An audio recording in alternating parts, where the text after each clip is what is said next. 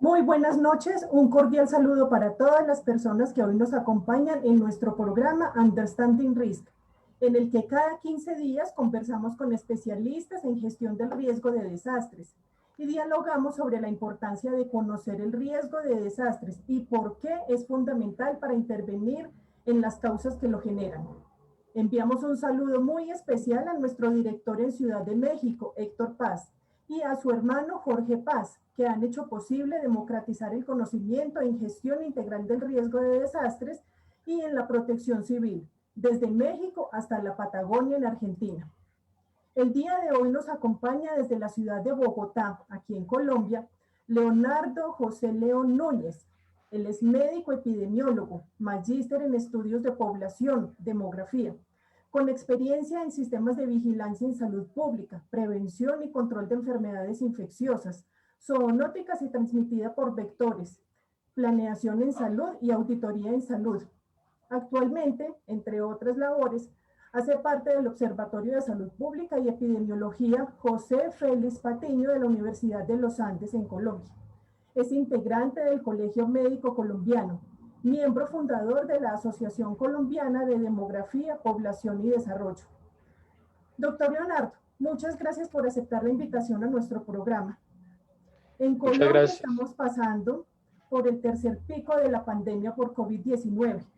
Precisamente el 11 de marzo se cumplió un año de la declaración por parte de la Organización Mundial de la Salud, en la que declaraba la epidemia ya con la caracterización de pandemia.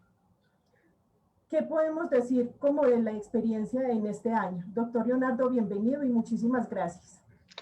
Muy buenas noches. Muchas gracias por la invitación a todos los radioescuchas y los que nos están observando. Am, pues bueno, igual que muchos otros países, Colombia no está distante, no está lejos, está viviendo lo mismo que se está pasando en otros países de una tercera, y podemos estar hablando de que mientras no mejoremos la situación de vacunación, vamos a poder tener hasta cuartas, quintas o sextas olas, ¿sí? Y esto va a ser inevitable, tenemos que aprender a vivir con el virus. En el informe, ahora reciente, en el informe de marzo de la CEPAL y la Oficina de las Naciones Unidas, plantean que esta epidemia es un desastre en el que se combina una amenaza biológica con diversas vulnerabilidades, como la capacidad organizacional y de respuesta de los sistemas sanitarios, la sobrepoblación, la informalidad, las prácticas sociales en el trabajo y el transporte público, entre muchísimos otros aspectos. Digamos que esto le da un contexto mucho más amplio en cuanto a la perspectiva de la gestión del riesgo de desastres y el programa de hoy, que es comprender el riesgo, o sea, todos los factores que están aquí inmersos. A la luz de este escenario de la pandemia por COVID-19, ¿qué significa para usted, doctor Leonardo, conocer el riesgo? Bueno, el tema de conocer el riesgo está muy relacionado con las características de la vulnerabilidad, está muy relacionado con las características del comportamiento humano y las capacidades que tiene un sistema de salud de dar respuesta a cualquier evento, sea natural o sea antrópico, que puede desencadenar un evento de tipo poblacional, puede ser localizado o mundial. Entonces, en ese sentido, no solamente la pandemia, perdón, nos hace ver cómo el riesgo de tipo biológico, ¿sí? Está afectando en este momento a todo el mundo, no solamente en términos de salud, sino en términos económicos también, porque los desastres, y tenemos que ver esta pandemia mundial como un desastre, así es el enfoque que deberíamos manejar, está afectándonos en muchos aspectos. La vulnerabilidad, entonces, nos da un escenario en el cual debemos ser capaces de poder identificar y mitigar o suprimir esos riesgos. Muchas gracias, doctor Leonardo. ¿Por qué es importante invertir en el conocimiento en todos los niveles? Sí, mira, aparte de eso, parte de ese tema del conocimiento, eh, es la percepción del riesgo, algo muy importante que hay que fortalecer en todas las latitudes del planeta, es la percepción del riesgo y la comunicación del riesgo. En eso tenemos debilidades a nivel mundial porque resultado de no tener una adecuada percepción y comunicación del riesgo son las actitudes y comportamientos y aptitudes que tienen las personas con relación al cuidado, autocuidado y el cuidado mutuo. Si tuviéramos una adecuada percepción del riesgo y una adecuada comunicación del riesgo, nosotros en el planeta, los humanos, no tendrían o se disminuiría sustancialmente más bien las conductas de riesgo que ayudan a la transmisión de esta pandemia, que es el caso que nos tiene hoy acá. Entonces, ese conocimiento del riesgo debe ir orientado en tres aspectos grandes desde el punto de vista epidemiológico. Uno, que es la caracterización del patógeno que está afectando en este momento para para la pandemia. Dos, la forma de transmisión del mismo, ¿sí? Tres, las características de las personas que son huéspedes y que son susceptibles de enfermar. En esos tres aspectos tenemos que fortalecer la comunicación y percepción del riesgo para poder hacer interrupción de las cadenas de transmisión. A propósito de la comunicación y del comportamiento humano, tenemos, por ejemplo, el fenómeno en Chile, que pese a tener un alto número en personas vacunadas, sin embargo, el nivel de personas contagiadas pues es muy alto. Entonces, digamos que esto es algo que llama la atención y cómo contarle eso a la gente que no tiene una fundamentación pues en el tema de la epidemiología y la gente que ve las noticias o que ve las notas en las redes sociales. ¿Y cómo comprender esto, doctor Leonardo, para todas las personas? Sí, mira, es que en Chile la cuestión que ha sucedido fue que ellos iniciaron el proceso, y no solamente en Chile, en otros países del planeta, empezaron los procesos de vacunación, pero se quedaron, o pensaron más bien los habitantes de esos países, que con iniciar el proceso de vacunación ya estaba todo solucionado, ¿sí? Y eso es un gran error porque se disminuyeron las medidas de protección. Es así como, por ejemplo, Chile empezó su proceso de vacunación más o menos al inicio, inicios de este año, y con fecha del 9 de abril, Chile reportó el 9 de abril 9.151 casos. 9.151 casos y está en una tercera ola mucho más alta que la primera que tuvieron en mayo. Entonces hubo un descuido por parte de los ciudadanos, se confiaron en que supuestamente ya la vacunación había iniciado, pero la vacunación va a ser efectiva solamente cuando logren cubrir al 80% de toda la población chilena, ¿sí? Y están todavía muy lejos. Hasta ahora llevan más o menos un 20% y eso con primeras dosis, ¿no es cierto? Segundas dosis, que es el esquema completo, todavía no tienen ese 20%. Entonces tiene una gran cantidad de personas infectadas y al mismo 9 de abril reportaron 129 fallecimientos en el mismo 9 de abril. Entonces tiene una gran cantidad de casos nuevos y con un crecimiento rapidísimo de los casos activos, que precisamente para ese 9 de abril los casos activos son de 44.630 casos activos. Entonces, el problema de Chile fue que se confiaron, relajaron las medidas de autocuidado y cuidado mutuo y este es el resultado que están viviendo los chilenos. También eso se ha visto en otros países como Alemania, que ya tiene un proceso de cierres en diferentes comunidades. Madrid, España, también tiene varios cierres porque las personas se relajaron. ¿Cómo comunicar en gestión del riesgo de desastres? Porque llevamos un año en el ejercicio de comunicar, de informar, de transmitir información validada y verificada por muchos medios, pero sin embargo estamos todavía con muchos vacíos en la comprensión de lo que estamos pasando. Sí, mira, el tema de comunicación del riesgo puede fortalecerse, ¿sí? Y es en el sentido de las actitudes, conocimientos y prácticas, ¿no es cierto?, que tienen las personas alrededor del riesgo. Entonces, hay que aumentar o incrementar el conocimiento, eliminar o contribuir a disminuir toda aquella información que sea fake news o que sean informaciones equivocadas. Mire que hay un estudio en Australia donde identificaron que gran parte de los australianos creían mucho en las redes sociales y en lo que lo colocaban en las redes sociales, desinformando con relación a la pandemia. Entonces, ese tema de comunicación de riesgo hay que fortalecerlo en ese sentido. Conocimientos, actitudes. Entonces, dentro de las actitudes hay que desarrollar acciones con comunidades de manera focalizada. Un ejemplo es Turquía. Turquía ha desarrollado acciones, programas en este momento sobre el desarrollo de aprestamiento, ¿sí? Llamémoslo de esa forma, aprestamiento y responsabilidad por parte de los jóvenes y adultos en relación a la capacidad de transmisión que ellos pueden generar, ¿sí? Entonces es trabajo focalizado con poblaciones que sean diseminadoras o supercontagiadoras, ¿sí? Que son aquellos que están en la vida laboral, los jóvenes, los adolescentes.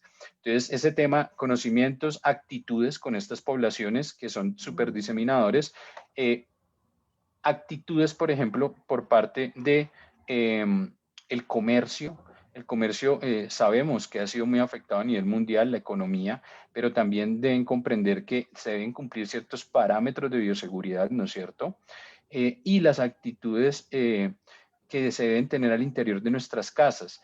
La mayoría de las infecciones suceden, pues todas las infecciones se adquieren en calle, ¿sí? Y esa persona que se infecta en calle va y transmite la enfermedad en su casa con sus convivientes. Entonces, yo también tengo que tener unas actitudes de responsabilidad ante mis convivientes, sabiendo que si he estado en condiciones de riesgo o de exposición, debo mantener los cuidados dentro de mi casa mediante el uso de tapabocas, lavado de manos, distancia física y mejorar la ventilación dentro de las casas. Entonces, eso es otro tema de las actitudes y prácticas, ¿no es cierto? Es en el qué hacer, en el día a día, ¿sí? Cómo volvemos cotidianas esas actitudes que debemos tener ante la situación que estamos viviendo. Ahora, es muy claro que cambiar las costumbres, las tradiciones que se tienen con relación a la interacción social es muy difícil, ¿sí? Si una persona no tiene un manejo del autocuidado, es muy difícil que podamos cambiar esas condiciones de autocuidado y por eso el trabajo de la comunicación del riesgo para fortalecer y mejorar la percepción del riesgo debe ser sostenido. No puede ser solamente con piezas publicitarias en medios de comunicación, debe hacerse trabajo con la comunidad. ¿Alguna experiencia en ese sentido de la comunicación que conozca? ¿Alguna experiencia en Latinoamérica? Pues Chile ha tenido un buen desarrollo en temas de comunicación del riesgo. La estrategia que ellos manejan, que se llama paso a paso, ¿sí? Donde han trabajado con los gobernantes, han trabajado con ciertos sectores de la comunidad, pero aún así les falta, siendo Chile muy avanzado en eso, ¿sí? Sí. Porque, vuelvo y reitero, es muy difícil hacer cambios dentro de las actitudes y prácticas de las personas, ¿sí? Entonces, experiencias propias que hemos logrado en América Latina es, por ejemplo, con el tema del dengue. Cuando hay epidemias de dengue, el manejo que se da de los inservibles para disminuir los depósitos de agua limpia, el tema de la abatización, el tema de la fumigación. Pero mira que cuando suceden esas epidemias de dengue, se trabaja fuertemente comunidades y gobiernos durante un año, se sostienen las actividades año y medio y al año y medio decaen, ¿sí? Las personas se relajan, ¿sí? Se nos olvida seguir fortaleciéndonos y al cabo de 2 años o 3 años vuelven otra vez epidemias. Entonces el dengue ha sido un ejercicio muy importante en eso para fortalecer. Sin embargo, para esta pandemia, por ejemplo, va a ser muy difícil cambiar esas actitudes a nivel mundial. Ahora, es también complejo porque los gobiernos deben asumir estas responsabilidades en términos de la manutención de las personas que se deben aislar, ¿sí?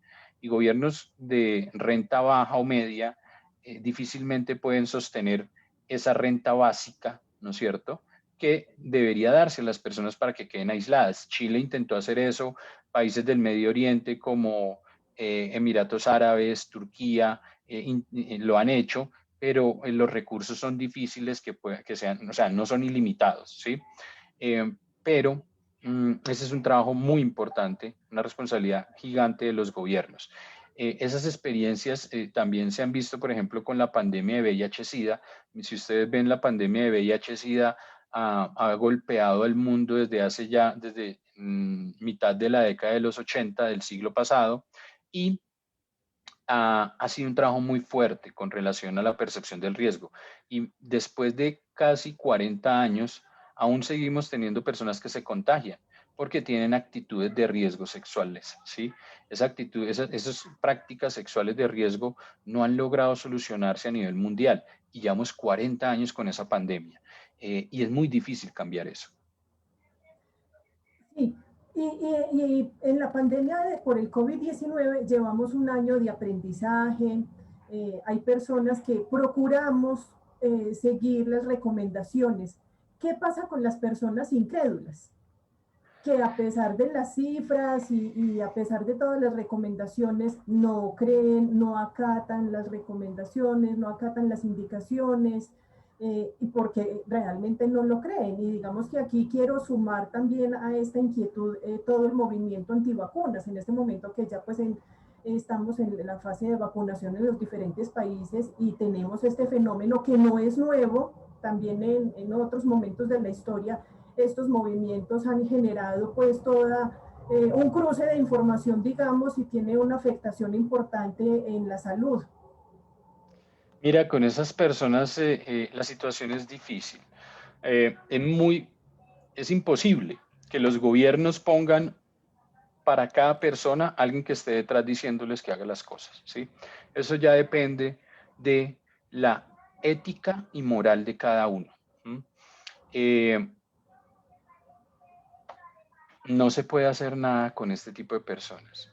Obligarlos, los gobiernos no pueden tampoco volverse totalmente paternalistas en ese sentido, porque es imposible hacerle seguimiento a todos sus habitantes, ¿sí? Para que cumplan la norma. Entonces tenemos que hacer un llamado a la moral y la responsabilidad y la ética individual. Mira, un ejemplo muy importante de disminución de la transmisión comunitaria son algunos países del Medio Oriente donde la religión, ¿sí?, les permite a ellos, por ejemplo, ser responsables consigo mismos y con los demás, ¿sí? El Dalai Lama ha sido un gran líder en ese tema en Medio Oriente, diciendo eso está relacionado con la compasión. Cuando se es compasivo, yo tengo una ética personal y social, ¿sí? Entonces, por ejemplo, esa cultura religiosa les ha permitido a ellos ser responsables, ¿sí?, entre ellos mismos, y no tener el debacle de casos y de muertes como hay en otros países. Entonces, voy a poner un ejemplo. En Italia, después de la primera ola que tuvieron, que fue catastrófica, y ahorita están otra vez en una Sí, situación sí, sí. catastrófica en Italia. En esa primera ola, después de que terminó la primera ola y empezaron a hacer aperturas, yo recuerdo que estaba viendo un programa de la RAI y le hacían una entrevista a unos jóvenes que estaban tomando vino en un café afuera sin tapabocas.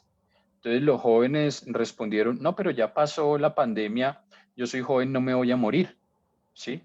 Entonces esa percepción es muy difícil, ¿sí?, que se asuman las responsabilidades totales por el gobierno. Nosotros, habitantes del planeta, también tenemos responsabilidad. ¿Qué pasa con la relación entre los seres humanos y esta relación con la naturaleza? Van a Sí, llegar otras pandemias cuando empezamos cuando se empiezan pues como a afectar estas relaciones. Cuéntenos un poco al respecto. sí, mira, no es la primera vez que suceden pandemias de este tipo. La última pandemia de magnitudes catastróficas fue la mal llamada gripe aviar española, ¿sí? O la gripe española para el año de 1918, que afectó a gran parte del planeta, y más o menos los cálculos que estiman es que alcanzaron a fallecer 20 millones de personas en ese entonces. Estamos hablando inicios del siglo XX, ¿sí? Y eso está muy relacionado con las acciones antrópicas de colonización que realizamos los humanos. Hay que recordar que más o menos entre el 75 y el 80% de las enfermedades que padece la humanidad son de origen animal, ¿sí? Entonces voy a citar varias de ellas: la malaria, el dengue, la fiebre amarilla, el Chagas, ¿sí?, el VIH-Sida mismo, el cólera, el SARS-CoV-1, el MERS, este SARS-CoV-2, muy relacionado con el tema antrópico de colonización de áreas, ¿sí? El accidente ofídico, por ejemplo, también, ¿sí? Los accidentes en las partes selváticas cuando empiezan a invadir naturaleza. Y menos mal tocas ese tema porque una iniciativa muy fuerte que se viene trabajando desde hace ya casi 10 años es la iniciativa del One Health, un mundo, una salud, en el cual la OMS ha venido liderando, y el entendido de esta iniciativa es: la salud no es solamente de los humanos, la interacción, ¿sí? Y el link que hay humano-animal-naturaleza es vital. Voy a poner un ejemplo. Acá en Colombia contamos con el 50% de los nevados del mundo. El 50% de los nevados del mundo, ¿sí? El 5% del agua mundial es potable, consumible, solo el 5% del agua mundial, ¿sí? Y gran parte de esa agua mundial se produce en los nevados, lo que quiere decir que Colombia está más o menos, tiene la producción del 2% de ese 5% de potable del agua mundial. Pero, por ejemplo, un llamado que tenemos que hacer acá, y es un debate que hay en Colombia, es el tema de la conservación de los nevados, ¿sí? El tema de la minería extractiva en los nevados y sus áreas protegidas, y el bosque alto andino, ¿sí? Que es por fuera del área protegida, no podemos perderlo, ¿sí? Hay un debate muy grande en Colombia, por ejemplo, alrededor de algunas multinacionales como Minesa, que sus recursos económicos y sus dueños realmente son del Medio Oriente, Emiratos Árabes, y quieren hacer un proceso de minería extractiva en zonas de estas que debemos proteger. ¿Por qué hablo de ese tema? Porque el agua es vida, ¿sí? Y esa interacción hombre-humano, naturaleza, la estamos rompiendo, por ejemplo, en ese tema. Dos, el agua en los mares, el fitoplancton, ¿sí? Lo que más produce oxígeno en el planeta es el fitoplancton de los océanos. Y la pesca indiscriminada y la contaminación de los mares está disminuyendo la calidad del agua y el oxígeno mundial. Entonces, sigamos hablando del tema de agua. O sea, la contaminación atmosférica contamina el agua porque sabemos ya y tenemos claro lo que se denominan los ríos flotantes, ¿sí? El agua, cuando se condensa y viaja a través de nubes, choca contra, por ejemplo, acá en Colombia, que tenemos 3 cordilleras, choca contra las cordilleras, se vuelve agua y entra a los arroyos y entra a los nevados, ¿sí? Cuando se contamina el ambiente, el oxígeno, el aire, el oxígeno, no, perdón, el aire, contaminamos también esa agua. Entonces, la contaminación ambiental del aire también es importante porque está afectando la calidad del oxígeno que se produce. Un ejemplo de ello es cómo en Costa Rica, en la última década, acabaron y deforestaron el 50% de los bosques de ellos. Ahora, hace más o menos unos 10 años hacia acá, están haciendo reforestación porque se dieron cuenta que es importante, ¿sí? Y ni hablemos de la contaminación del suelo, que esa es otra área también gigante. Entonces, ese tema de One Health, un mundo, una salud, debemos tenerlo muy claro, ¿sí? No solamente por esta pandemia, sino que la naturaleza es la que nos da vida, ¿sí? Ya los expertos a nivel mundial, en el último foro económico internacional, se habló claramente de eso. La Organización Mundial de la Salud, la directora de Salud Pública de la Organización Mundial de la Salud dijo: somos irresponsables con nosotros mismos, nos estamos autodestruyendo al no cuidar la naturaleza. Entonces, no solamente las acciones antrópicas de colonización, ¿sí? De áreas selváticas, y que cuando entran a áreas selváticas hay enfermedades que todavía no han salido de allá y se adquieren, hacen ese salto entre especies de pasar de animales a humanos, ¿sí? Por las interacciones, y empiezan las epidemias, ¿sí? Entonces, por ejemplo, voy a poner otro ejemplo, ¿sí? El mabungo, ¿sí? El ébola, ¿sí? Originalmente era en Zaire, ¿sí? Allá en la selva. Esos procesos antrópicos de colonización permitieron que hicieran el salto genético y entraran, ¿no es cierto?, a el cuerpo humano y pudieran reproducirse. Es tan así como, y hay un especial muy importante que hizo National Geographic, donde hablaron de el ébola de Reston, ¿sí? Un brote de unos simios en Reston, Estados Unidos, donde identificaron una cepa de el ébola, que afectó a varios simios, pero que no logró hacer el salto genético, ¿sí? ¿Cómo llega desde África hasta allá? Por el simple hecho de hacer el transporte de animales. Y eso con los cuidados pertinentes. Entonces, sí hay una gran relación. Tenemos que pensar un mundo, una salud.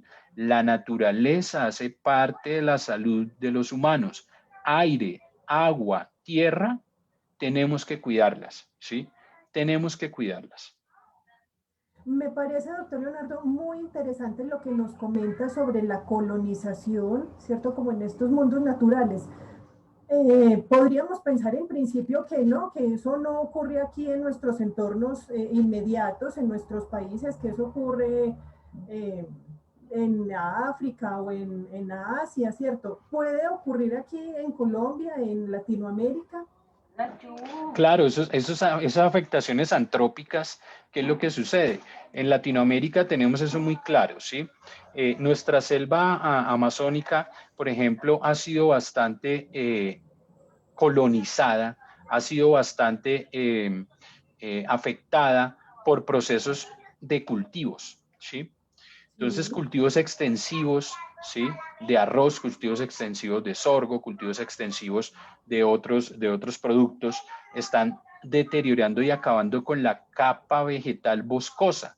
Y la capa vegetal boscosa, aparte de que es una gran productora de oxígeno también que aporta, es una gran productora de disminución del calentamiento global, es una gran productora y conservadora de especies, ¿sí? Por ejemplo, voy a poner un ejemplo de una especie que se ha venido acabando en el mundo y que es vital, y ya lo decía nuestro gran premio Nobel, eh, el que creó la ley de la relatividad, si ustedes se acuerdan, ¿no es cierto? Albert Einstein, él escribió alguna vez que sin las abejas no podemos subsistir, ¿sí? Y hace ya, para muestra un botón, un ejemplo, es como en Alemania, hace ya casi 5 años, un poco más, el Parlamento alemán sacó una ley, una norma, en la cual daba prelación a la protección de las abejas. Todos sabemos que la polinización se hace a través de ellas. No hay ningún otro ser vivo que haga ese proceso de polinización de forma natural. Entonces, un ejemplo de la eliminación de especies importantes es eso, las abejas, por ejemplo, y ellas mantienen en zonas boscosas. Entonces, las personas lo que hacen es destruirlas, ¿sí? Y lo que estamos afectando es todos los procesos de polinización en nuestros países. Razón de ello es Colombia. Colombia tiene una situación alarmante en términos de eso. Ahora, otro tipo de especies que nos ayudan a hacer control de las enfermedades, ¿no es cierto?, que hay dentro de las zonas boscosas. Por ejemplo, voy a poner el ejemplo acá, y Colombia tiene un ejemplo muy claro del deterioro de los nevados, porque gran parte de las zonas de bosque alto andino se han destruido por los cultivos de cebolla, cabezón y papa, ¿sí? Entonces, grandes extensiones de cultivos de cebolla, cabezona y papa han destruido los bosques altos andinos, ¿sí? Que son fundamento para sostener la agua potable para las personas, ¿sí? Contaminan los suelos por el tema de los pesticidas y eliminan, ¿no es cierto?, la supervivencia de los nevados. Entonces, esas grandes plantaciones. Otro ejemplo acá en Colombia son las extensivas plantaciones de palma africana para la producción de aceite, ¿sí?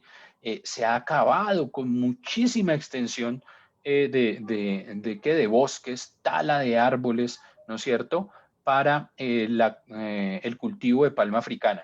Una experiencia muy importante acá cerca fue Brasil también.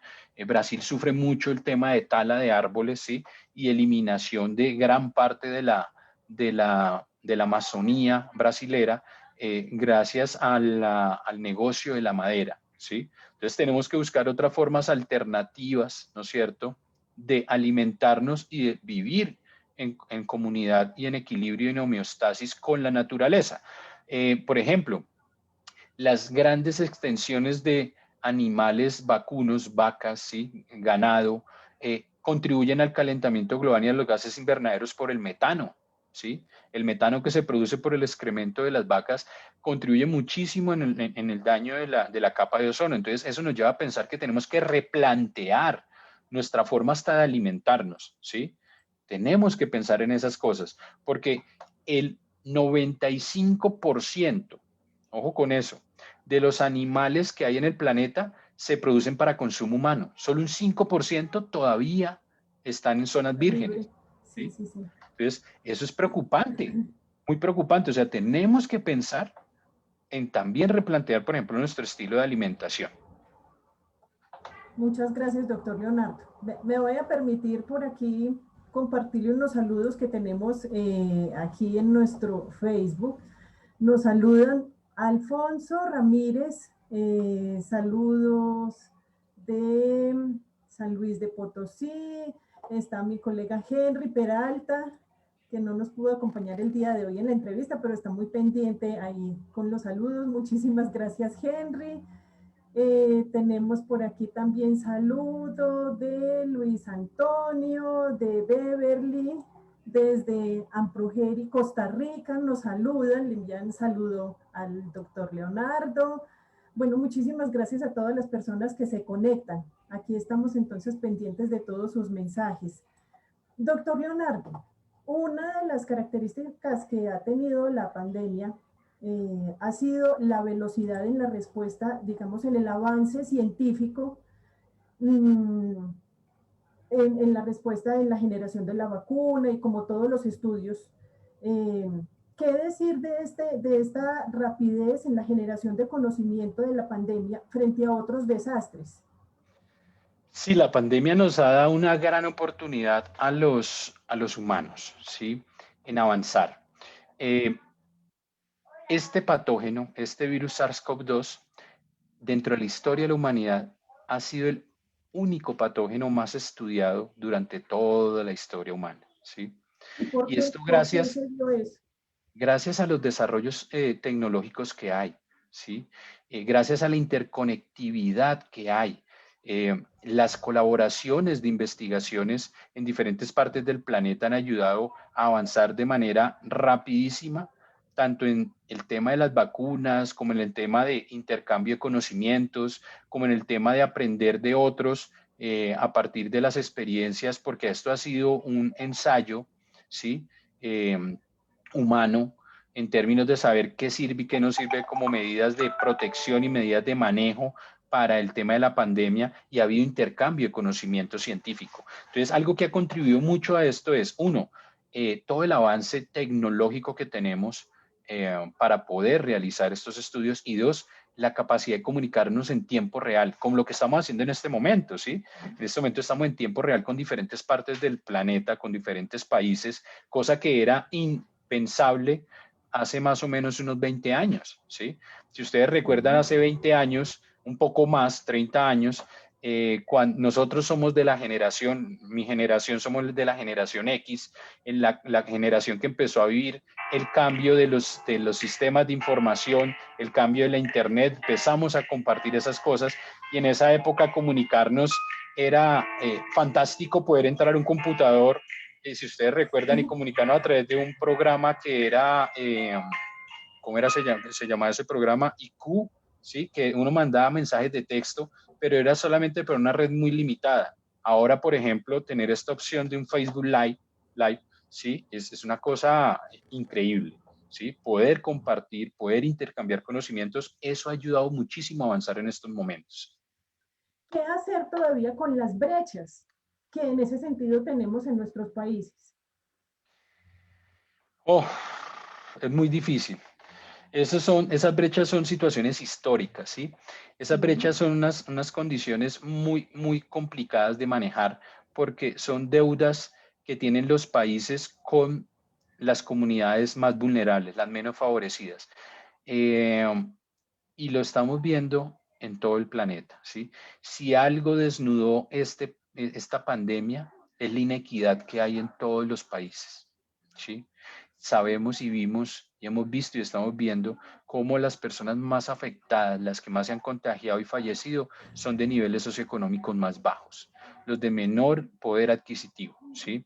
Acá en Colombia hay una estratificación social, económica, que se denomina desde 1 hasta 6, siendo 1 los de menor ingreso económico y 6 los de más alto ingreso económico. Acá en Colombia se identificó, como en otros países, que definitivamente los que más han enfermado y muerto son los de niveles socioeconómicos bajos. Es una deuda de inequidad social que tienen todos.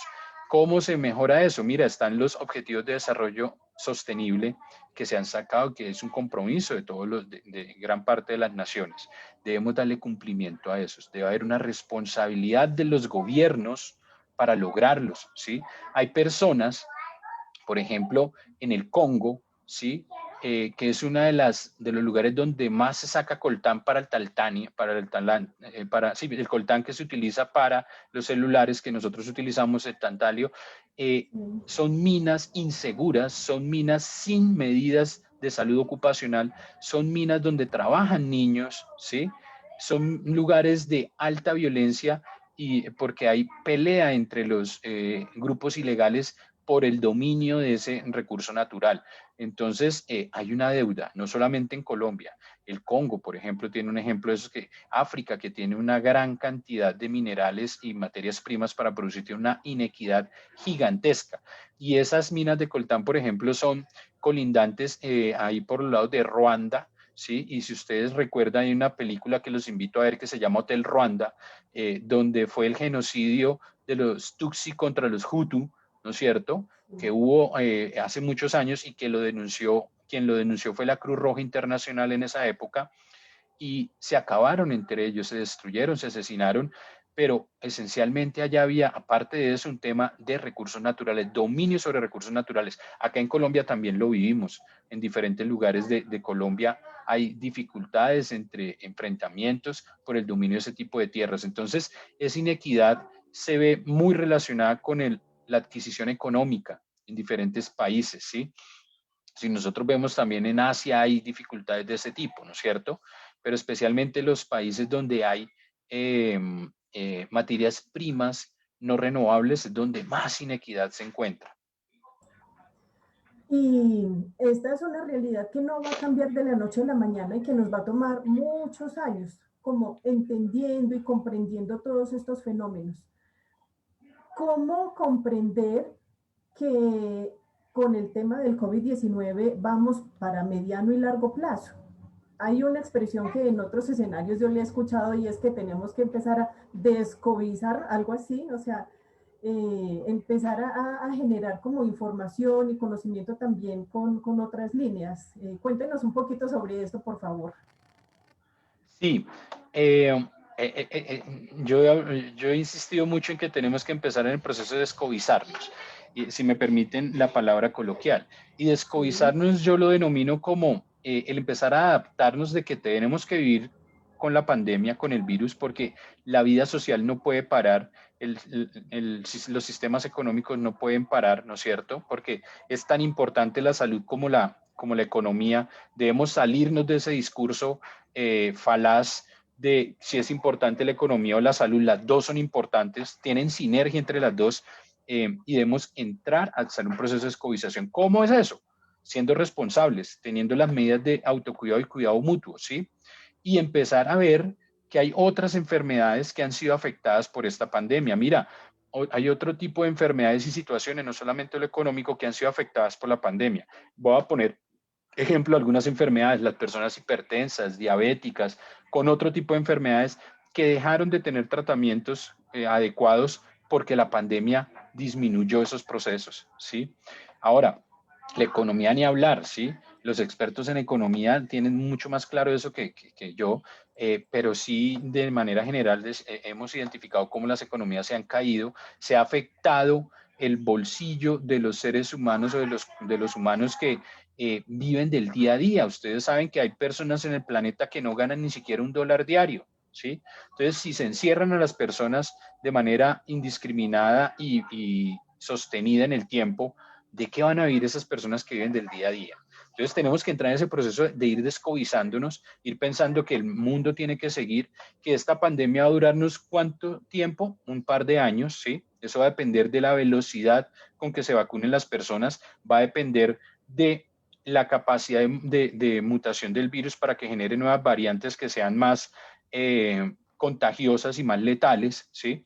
El otro día haciendo un análisis de manera empírica con un experto inmunólogo, hacíamos un diálogo y llegamos, por ejemplo, a una conclusión, es que probablemente en Colombia, para poder decir que medianamente hemos superado esta pandemia, será en el 2023, teniendo en cuenta el ritmo de vacunación en el que vamos, teniendo en cuenta el tema de la responsabilidad o corresponsabilidad social que tienen los habitantes, y yo creo que eso mismo sucede en otros lugares del planeta, ¿sí? Entonces, todavía nos queda un largo trecho, por eso tenemos que descovizarnos de manera responsable, ¿sí? La vida no puede ser solamente COVID. Sí. Doctor Leonardo, le voy a transmitir una pregunta que por aquí nos hacen. Luis Antonio me pide que le pregunte lo siguiente. ¿Cómo la relación del nivel de contaminación y la tasa de contaminación de la infección puede orientarse desde la gestión de la enfermedad para tratar de hacer desaparecer el virus? Bueno, lo primero es que el virus no va a desaparecer, ¿sí? Porque el virus ya está en la humanidad. La única forma de el único virus que ha desaparecido del planeta, o sea, que se ha podido erradicar, fue la viruela, ¿sí? La viruela es el único que se ha podido erradicar del planeta. Hay otros virus que no hemos podido erradicar y que tenemos que convivir con ellos. El ejemplo que ya vimos hace un rato, el VIH-Sida, ¿sí? Sí. Es un virus que todavía lo tenemos. ¿Cuánto tiempo? Yo creo que durante el tiempo que exista la humanidad va a seguir existiendo el virus del VIH-Sida, ¿sí? Porque mientras existe el humano, pues se va a seguir transmitiendo. ¿Mm? O mientras no se tenga una vacuna, pues va a seguirse transmitiendo, ¿sí? Así como el sarampión. El sarampión sigue existiendo en el planeta.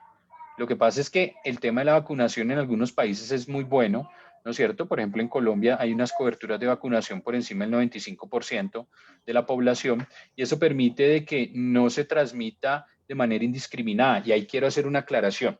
Y es que el hecho de que yo esté vacunado, ¿no es cierto? Por ejemplo, para sarampión, no quiere decir que yo no adquiera el virus. Yo lo adquiero, lo desarrollo dentro de mi cuerpo y lo puedo transmitir hasta más o menos unos 8 días desde el momento en que me infecto. Entonces, lo mismo pasa con el SARS-CoV-2.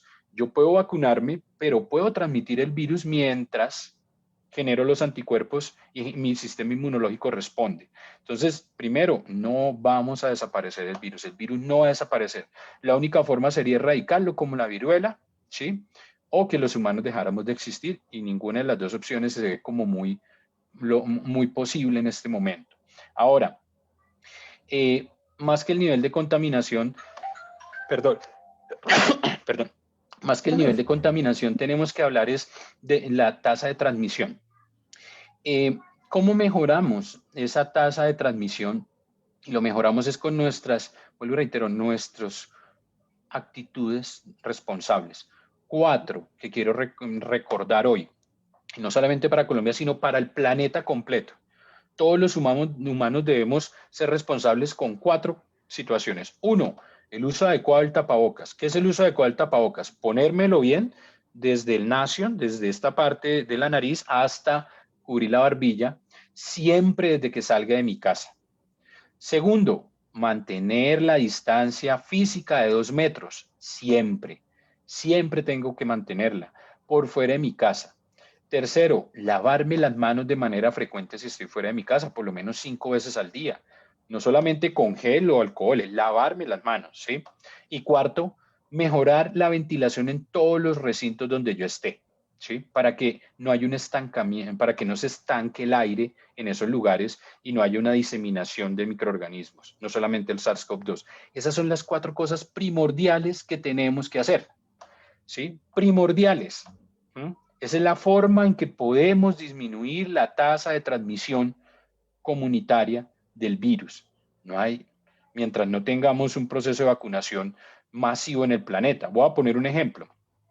Hay países como Israel que ya casi están terminando su tema de vacunación poblacional total, ¿sí? Pero resulta ser que ellos pueden terminar su tema de vacunación a toda su población, así como Emiratos Árabes, ¿sí? Porque tuvieron los recursos para comprar, pero los vecinos no lo hacen porque no tienen los recursos económicos. El virus muta, genera nuevas variantes y muy probablemente, ¿sí? Hay que esperar con el tiempo a ver si eso sucede o no.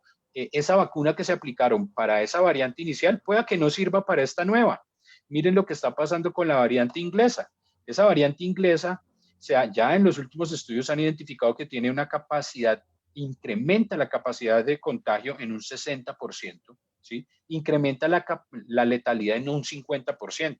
La sudafricana está todavía no tan estudiada, la brasilera ya se identificó también porcentajes iguales, entonces preocupa esa situación. Doctor Leonardo, Mientras el le virus quiero circule, preguntar, sí, le quiero preguntar ahí, ¿qué significa ese incremento en esos porcentajes para las personas que no tenemos ni idea de epidemiología y de pronto están pasando por aquí, están escuchando esas cifras? ¿Eso qué significa?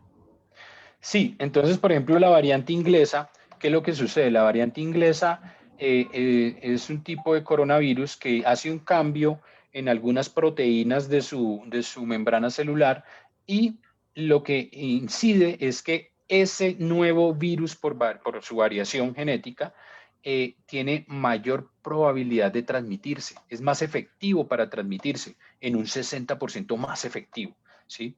Y ese mismo cambio, esa misma variante, convierte a ese nuevo virus, ¿sí? O no nuevo virus, sino un una subvariante del virus original, lo Sí. convierte en más letal en un 50%, ¿sí? O sea, se mueren más personas que adquieran ese virus, ¿sí? Y eso Con esa nueva significa que variante. los tratamientos que hasta ese momento funcionaban, ya no funcionan de la misma manera. Pues eso es lo que se está estudiando. Ya, por ejemplo, Sí. Pfizer está publicando algunos estudios en los cuales ha identificado que su vacuna pues está sirviendo para algunas variantes y ya están terminando de preparar las nuevas vacunas que puedan cubrir para esas nuevas variantes, ¿sí?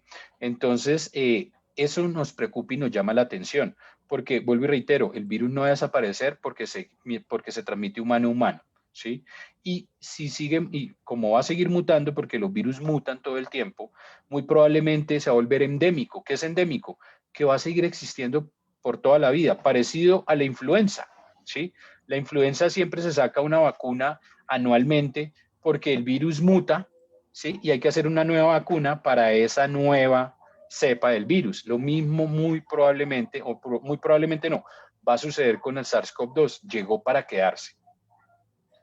Independientemente de las variables que vayan surgiendo en los diferentes países, la recomendación de parte de la comunidad médica es la misma. Tapabocas bien puesto, distanciamiento, lavado de manos, ventilación. Sí, independientemente de lo que suceda en el planeta, por lo menos tenemos que adecuarnos a eso por los siguientes años, ¿sí? ¿Cuántos años? Va a depender de las campañas de vacunación. ¿M?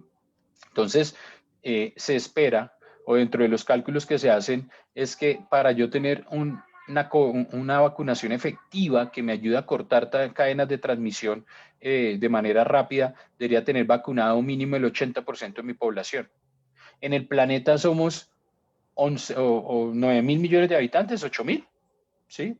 No recuerdo, digamos que Como somos 9 8 mil, mil, sí. 9 mil millones de habitantes. El 80%, ¿cuántos son? ¿Sí? Son 6 mil, como 6.400 millones, bueno, millones de habitantes. ¿Cuándo se van a producir 6.400 millones de dosis? ¿Sí? Y que lleguen a todas partes, porque Y que aquí lleguen a también todas partes. tenemos pues unas consideraciones, unas decisiones económicas, unas decisiones gubernamentales, es decir, el acceso a la información y el acceso a los recursos pues sabemos que no es igual para todo el mundo. Así es, ¿Qué así decir en es. este momento frente al tema, por ejemplo, de los niños y los jóvenes frente al estudio?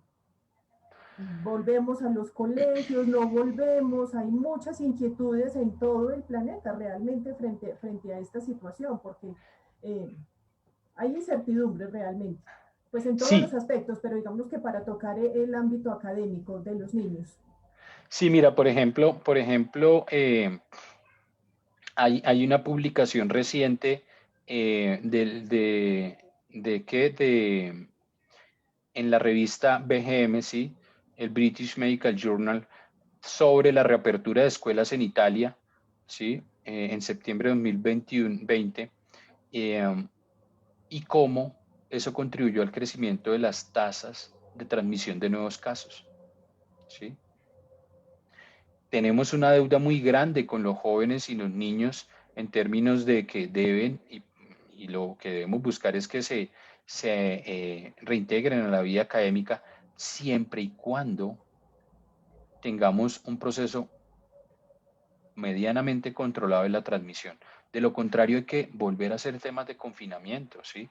Es muy difícil esa situación. Hay personas y hay grupos que, como tú dijiste, están en contra de la vacunación, en contra de los confinamientos, pero entonces yo hago la siguiente reflexión. Perfecto, tú estás en contra de la vacunación y de las cuarentenas o los confinamientos, entonces ayúdanos a ser responsables con los demás, ayúdanos a disminuir la tasa de contagio, cumple con las 4 condiciones de autocuidado y cuidado mutuo, ¿sí? Pero son personas, hay una gran irresponsabilidad a nivel mundial en ese tema. Entonces, los colegios, la recomendación, ¿cuál es? Se abren o deben abrirse siempre y cuando haya un control de la transmisión comunitaria. Mientras haya una expansión de nuevos casos, debe replantearse el hecho de hacer presencialidad en los colegios en cualquier parte del planeta. Sí. Doctor Leonardo, para ir finalizando, ¿qué mensaje nos podría dar frente al compromiso que todas y cada una de las personas debemos tener en el conocimiento del riesgo? No solo frente a la pandemia, que ha sido puntualmente el tema de nuestra conversación de hoy, sino frente a cualquier evento, en todos los escenarios. Porque todos nos debemos comprometer en ese ejercicio de conocer. A ver, entonces, no solamente para la pandemia, sino para cualquier otro tipo de situaciones, los seres humanos tenemos que estar informados, no desinformarnos. Una primera cosa para mejorar el tema de la percepción del riesgo es la información. Y los gobiernos son altamente responsables en suministrar la información suficiente y de forma adecuada a las poblaciones, ¿sí?